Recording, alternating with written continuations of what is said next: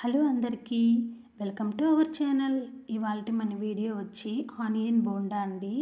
పైన గుల్లగా లోపల సాఫ్ట్గా ఉండే ఈ బోండాలను అయితే చాలా ఈజీగా అయితే ప్రిపేర్ చేసుకోవచ్చు. ముందుగా ఒక రిక్వెస్ట్ అండి, మన ఛానల్ చూసేవారు ఛానల్ని సబ్స్క్రైబ్ చేసుకొని ఒక లైక్ చేయండి ఫ్రెండ్స్. మరీ లేట్ చేయకుండా ప్రాసెస్లోకి వెళ్ళిపోదాం.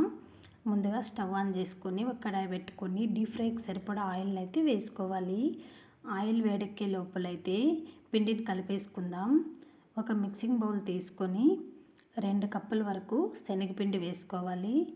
అదే కప్పుతో 1.5 కప్పు వరకు సన్నగా కట్ చేసుకున్నటువంటి ఆనియన్స్ను, ఒక పావు కప్పు వరకు బియ్యపిండి వేసుకోవాలి. అదేవిధంగా ఒక 10 నుంచి 12 పచ్చిమిర్చీలను అయితే సన్నగా కట్ చేసుకొని వేసుకోవాలి.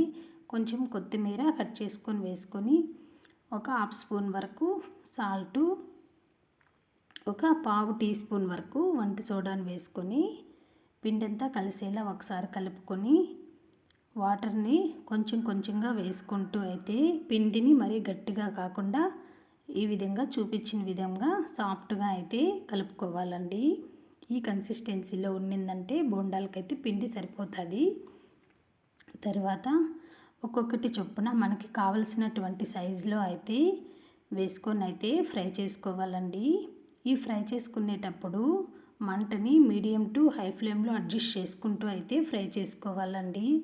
ఒకేసారి హై ఫ్లేమ్లో పెట్టేసామంటే పైన మాత్రం కలర్ చేంజ్ అయిపోయి లోపలైతే పిండి ఉడకకుండా ఉండిపోతుంది.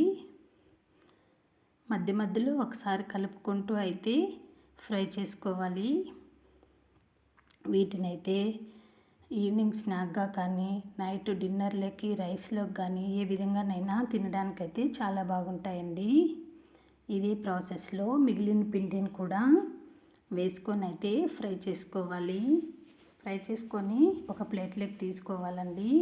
అంతేనండి, బోండాలు అయితే రెడీ.